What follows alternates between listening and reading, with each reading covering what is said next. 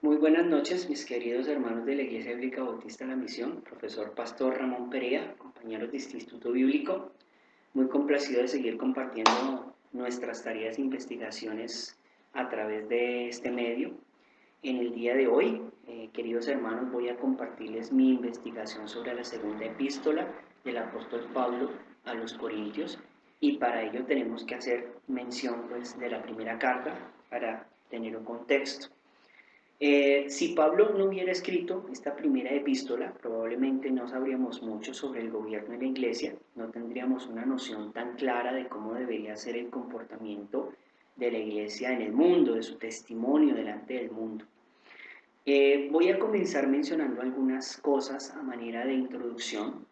Primeramente, que a causa de la forma como ha sido escrita y de los detalles que hallamos en ella, entendemos que solo el Espíritu Santo puede llevarnos a una plena comprensión del mensaje que Dios tiene aquí para nosotros. Pablo escribió esta segunda carta a los Corintios muy poco tiempo después de haber escrito la primera carta. El apóstol se encontraba en Éfeso, allí desarrollando un ministerio muy eficaz, como él mismo lo describe en la primera carta, capítulo 16, verso 9, porque se me ha abierto puerta grande y eficaz, y muchos son los adversarios. Y pues se cree que el ministerio más amplio de Pablo tuvo lugar en Asia Menor, siendo Éfeso el punto de partida y plataforma fundamental para la predicación del Evangelio. Es muy probable que el Evangelio haya cubierto esta región de manera muy efectiva, más que en ninguna otra parte y en especial durante esta época.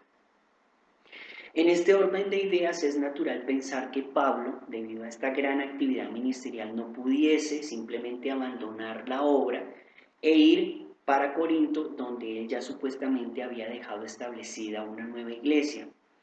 Desafortunadamente, Corinto era una iglesia de creyentes en un estado de niñez espiritual, es decir, eran inmaduros en el conocimiento de Cristo, demandaban mucha atención de parte de Pablo. De hecho, estaban disgustados porque Pablo no había podido ir a verles cuando ellos lo requerían. De modo que Pablo les escribe esta primera epístola y les promete que les visitaría más adelante. Pero Pablo permaneció en Éfeso por unos 3 años y no pudo ir a Corinto tan pronto como él habría querido. Pablo envía entonces a Tito, al no poder ir personalmente en esa oportunidad, y más tarde Timoteo y Pablo, que estaban juntos en Éfeso, se dirigieron a Troas para esperar a Tito. Tito les traería noticias de Corinto, pero 2 2, 12 al 13 dice que Tito no llegó y Pablo y Timoteo pues fueron para Macedonia, donde finalmente se encontraron con él, y Tito les da un informe sobre la situación en Corinto. Efectivamente, Tito trae buenas noticias de allí, porque los corintios habían obedecido lo que Pablo les había aconsejado hacer en su primera carta, concretamente. Y aquí podemos descubrir entonces el propósito principal de la segunda carta a los Corintios. Tito le manifiesta a Pablo que aún quedan en la iglesia algunos opositores de su ministerio y le recomienda que haga sentir su autoridad como apóstol de Jesucristo, por el bien de la doctrina y de la misma salud de la iglesia. Estos serían pues los antecedentes que explicarían la redacción de la segunda carta. Pero el contexto de la carta nos deja concluir que de todas maneras cualquier roce, cualquier ruptura o distanciamiento que hubo entre Pablo y la iglesia de Corinto pues había quedado ya subsanado. Un aspecto importante de esta carta es la forma como Pablo nos abre su corazón de una manera muy especial. A través de esta carta, Pablo nos permite conocerle de una forma más personalmente, más que ningún otro de los escritos que él haya hecho.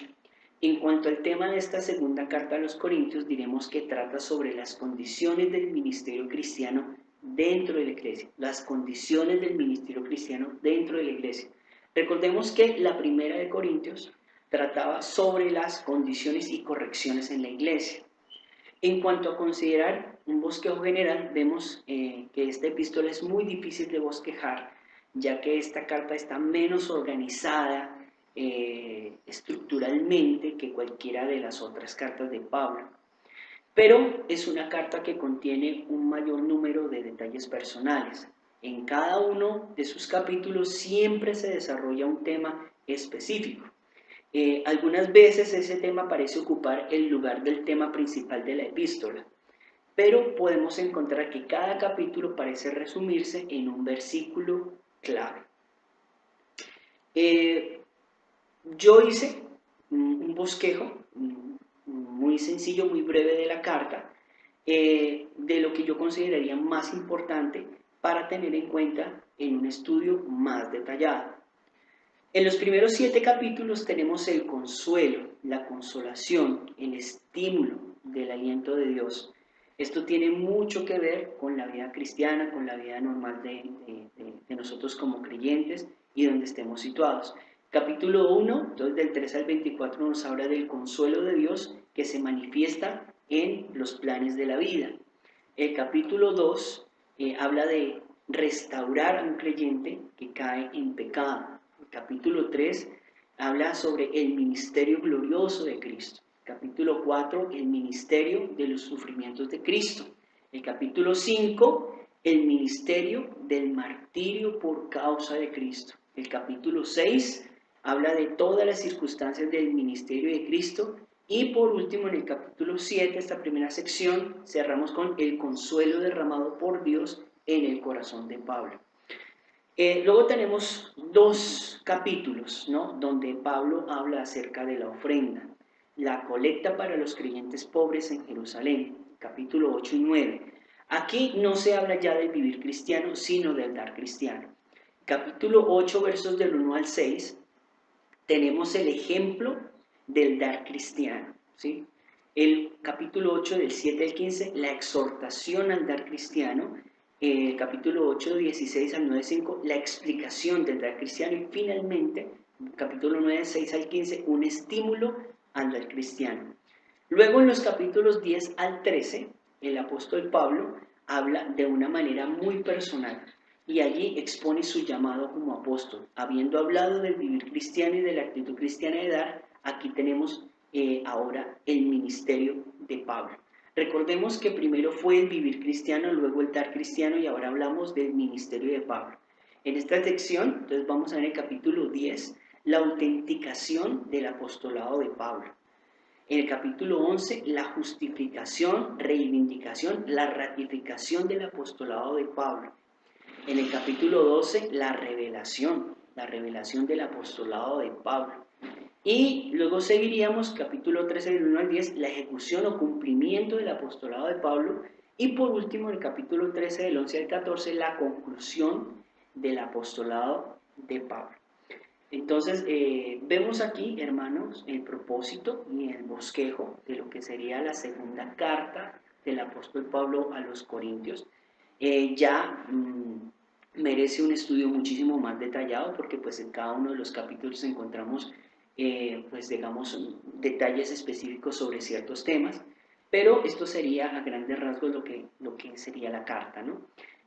Muchísimas gracias por su atención, les deseo muchas bendiciones, que a ustedes también les vaya muy bien en sus exposiciones. Dios les bendiga.